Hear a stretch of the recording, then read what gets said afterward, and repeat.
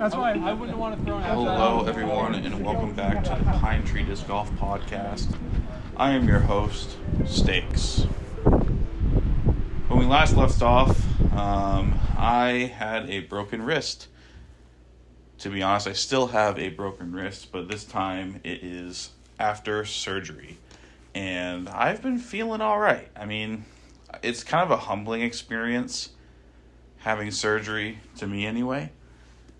The fact that I could go under anesthesia, they cut open my wrist, put a plate and some screws in there, sew it up, and wake me up. And it's like nothing ever happened besides the pain after. It's kind of amazing to me. I don't really have much regret over how it broke. The skiing accident was a skiing accident. It was bound to happen, I think, over the past 17 years I've been skiing. I didn't really think that I would be not breaking a bone into my 30s. Luckily, bones get stronger when you break them, but it sucks in the process to get back to what you want to do. So I'm sitting here in Portland, Maine, watching some ball golf before the Super Bowl at 6 o'clock.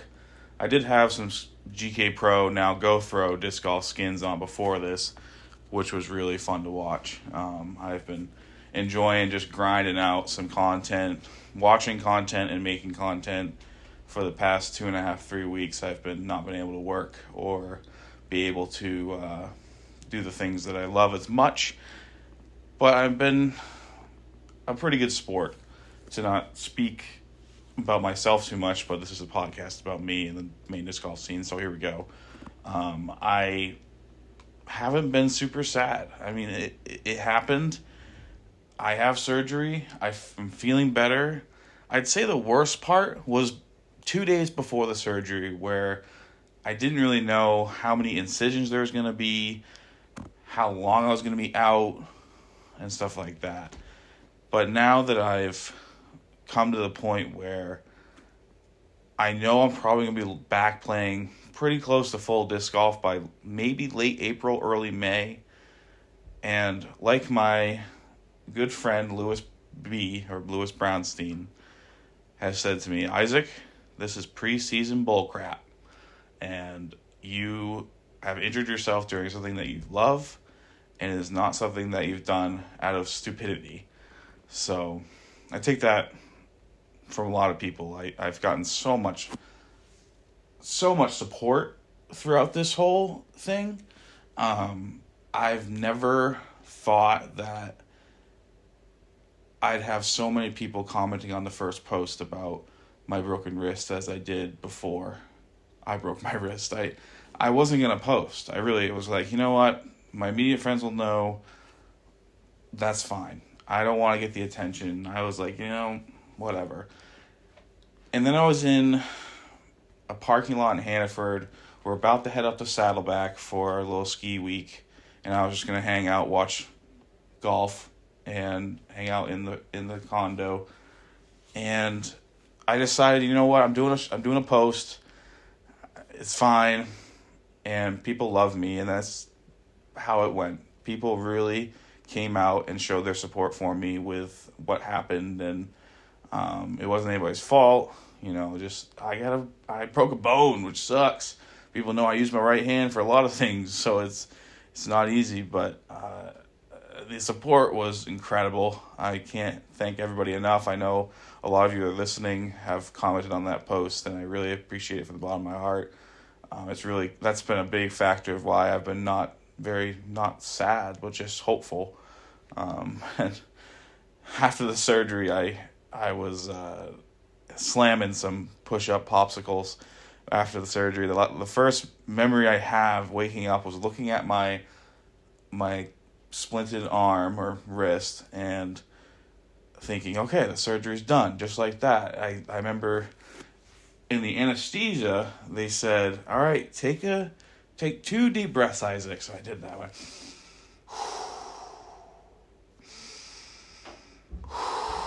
My second breath kind of went slower, And I thought they were going to count me down and be like, all right, count from 10. That's what all my friends say. They're going to count you down from 10 or count to 10.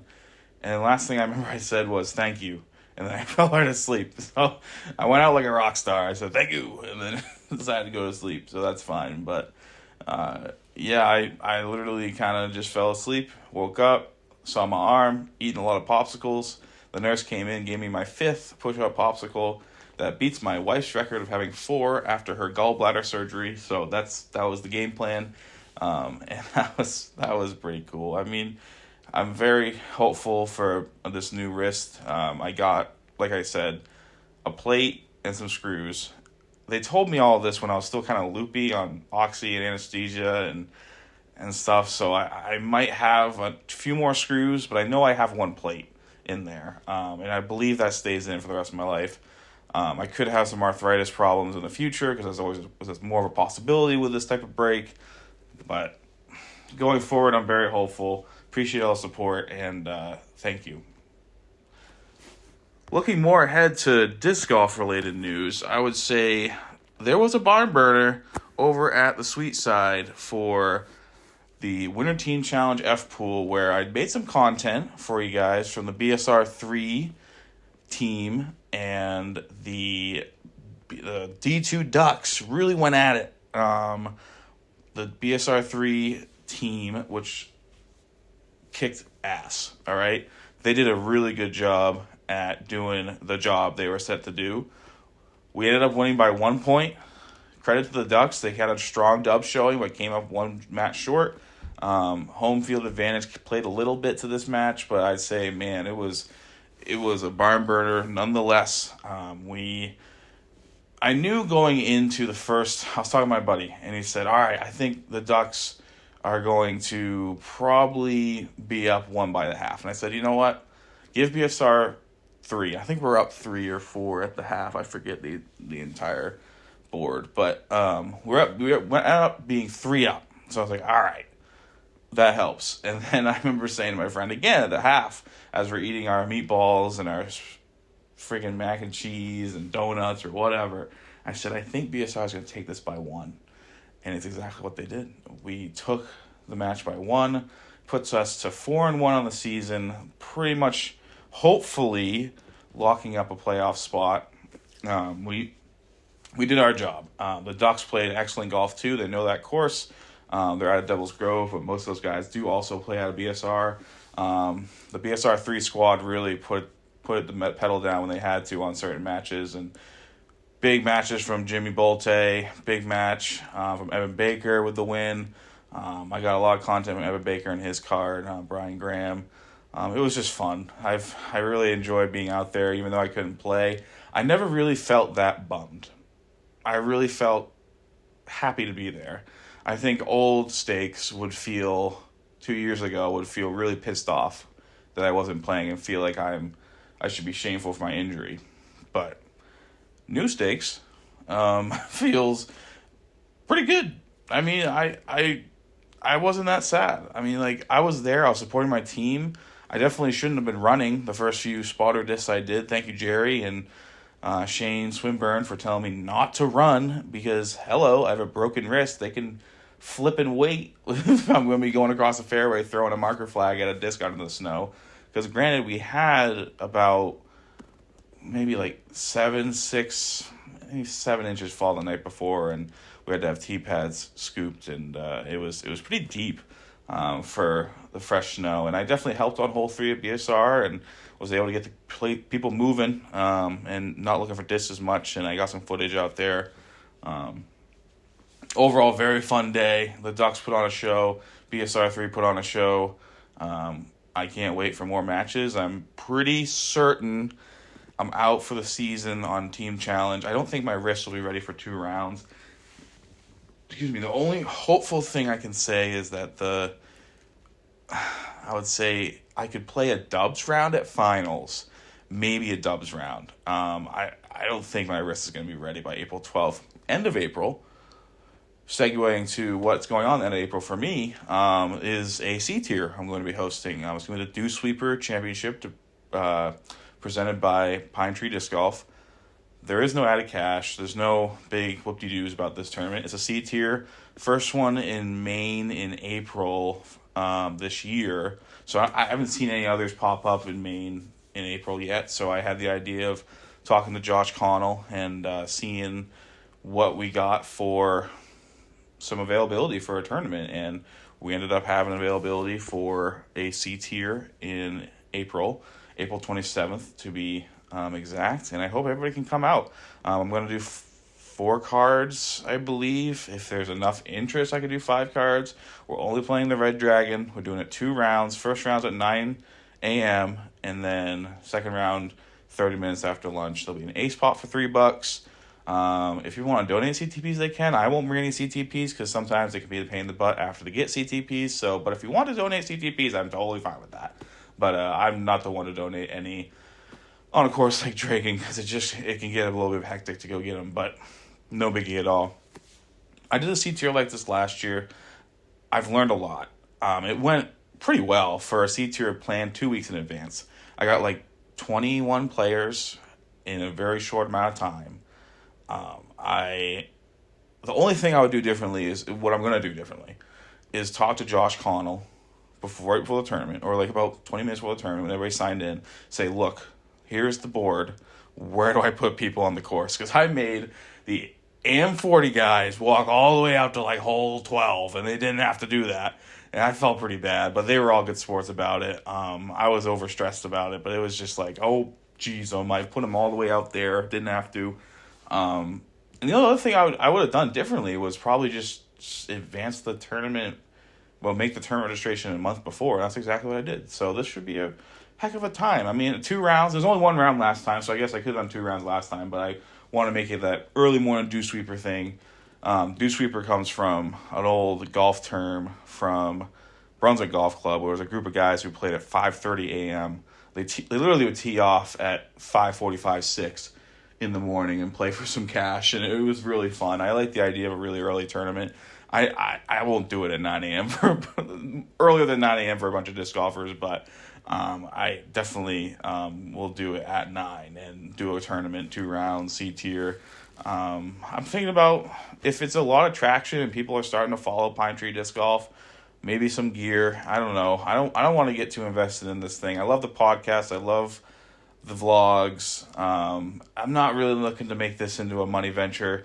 I mean, if it does in the future, great, but I'm not looking to expedite like gear and tourney stuff, and like I wouldn't mind doing 1 tourney a year. If people really like it, I could do a second one in the summer and a third one in the spring.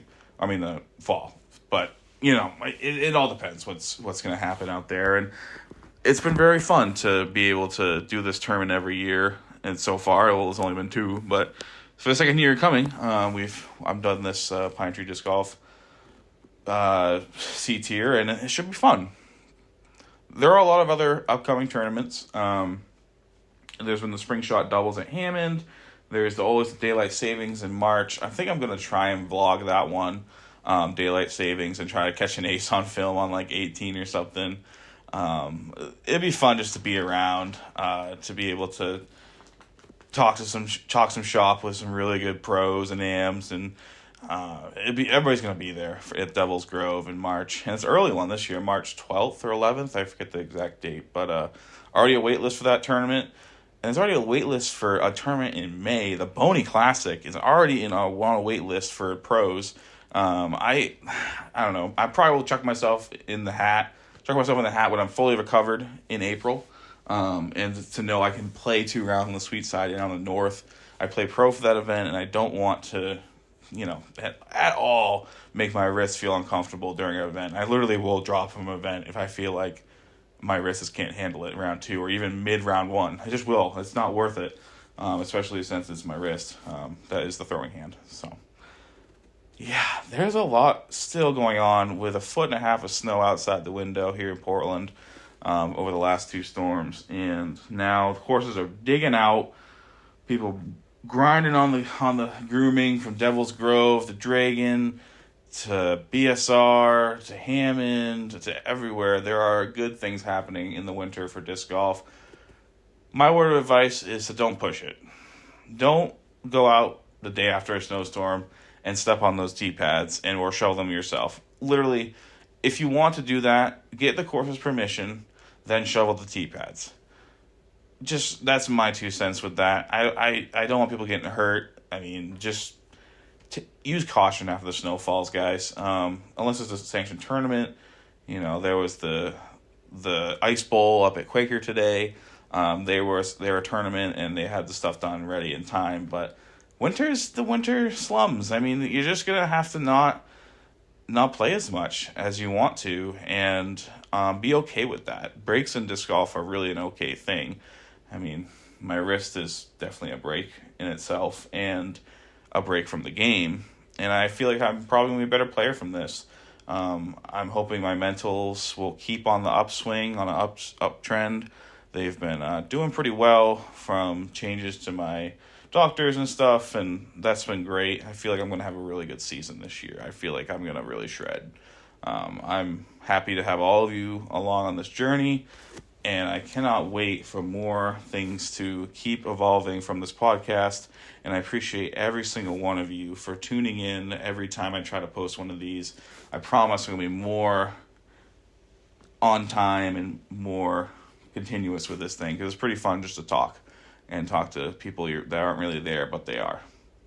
Thank you guys. Have a wonderful rest of your day, night, morning, evening, whatever it is.